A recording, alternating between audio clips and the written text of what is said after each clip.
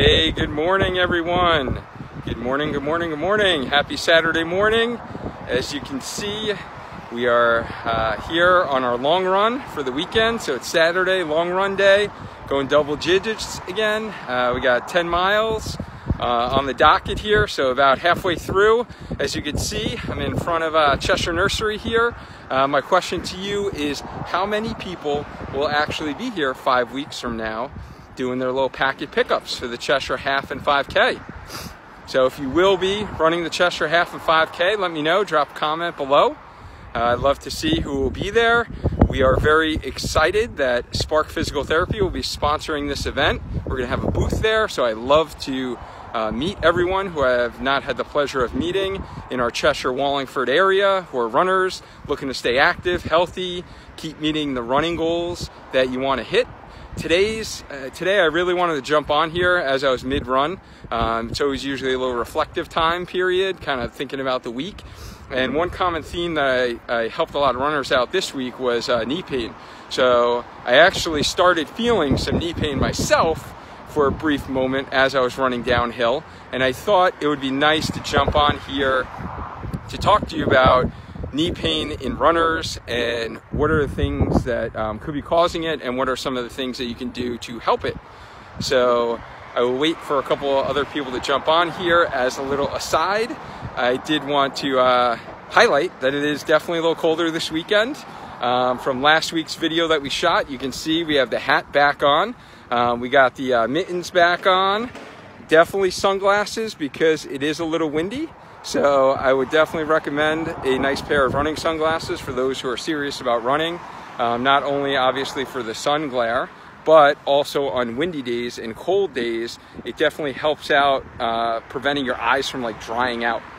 So my eyes used to get like super dry on long runs when it is windy. Then they'd be like bloodshot red for the rest of the day. So using sunglasses can definitely help out. So let's get into knee pain. Do you get knee pain when you run? As I was going downhill today during some of my run, I started feeling some knee pain right in the front of the kneecap area. Most common cause of knee pain in runners is patellofemoral pain syndrome. So it's a really big word. All it is, hey, Kristen, how are you? Kristen knows what this is. It is tracking problems with the kneecap. So it's essentially your kneecap is not tracking as it should, and it can be caused by a number of factors.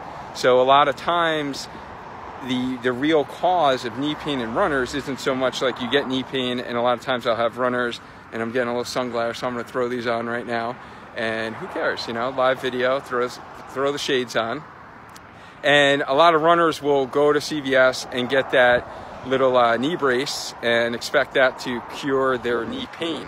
And a lot of times that's not gonna do it. A lot of times I come to a lot of patients that actually makes their knee pain worse. So the key to actually getting your knee pain better is determining what is the root cause of the problem. So often for this condition, if you have pain in the front of your kneecap, it's really looking at hip strength.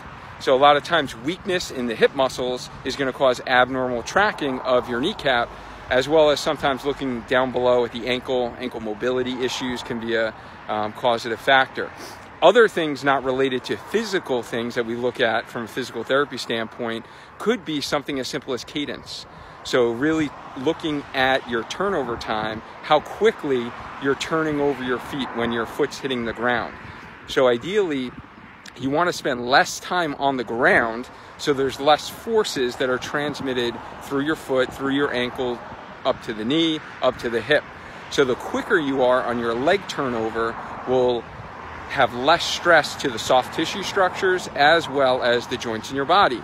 So playing around with your cadence, and that's what I actually did this morning as I was going downhill, and especially when you're downhill running, some people, and I was talking to a client about this week, start to try to push on the brakes, right? You try to slow yourself down, when in fact, that puts actually more strain on your body, on your tendons, on the joints, is trying to slow yourself down. So what you should actually do is move with the hill and allow yourself to descend the hill, but increase your turnover time. So you have to kind of pick your heel up quicker, utilizing your hamstrings, and increase that turnover time. Once I did that this morning, running downhill, my knee pain went away.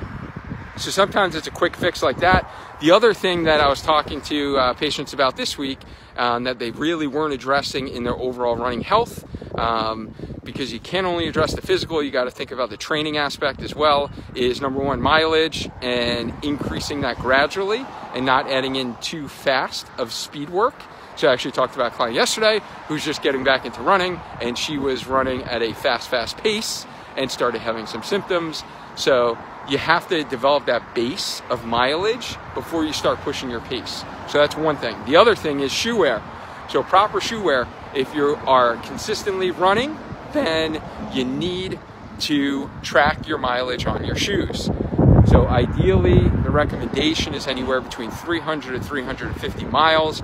I was speaking with someone yesterday that will remain unnamed, and he said he was probably up to like 500 miles, and then was thinking maybe that's what was contributing to his knee pain. So yes, that was probably a big contributor if your running sneakers are worn out and you have too much mileage on your sneakers. So definitely track that. It's very easy nowadays. I use the Runkeeper app. It's super easy. You just put your sneakers in there. It tracks all your mileage. If you run with 2 pairs of sneakers, which I do, which if you're up in there serious, you know, if you're getting up to 20, 30 miles per week, you should definitely be running with probably 2 pairs of shoes, kind of flipping them back and forth, alternating between them. But it allows you with your apps to track these, the mileage on the shoes nice and easily. So you should definitely be doing that. I hope some of these tips helped you. If they did, just write in the comment box below, it helped me. And just so I know how many people this helps, and possibly making these future topics for future posts, getting more in depth. But thanks for checking in here, listening to the video. I hope everyone has a phenomenal weekend. It's a great way to start the weekend. I always love Saturday morning, starting out, getting the exercise done, getting the long run done, so you can kind of smash your weekend goals. All right, have an awesome weekend, everyone, and I'll talk to you soon.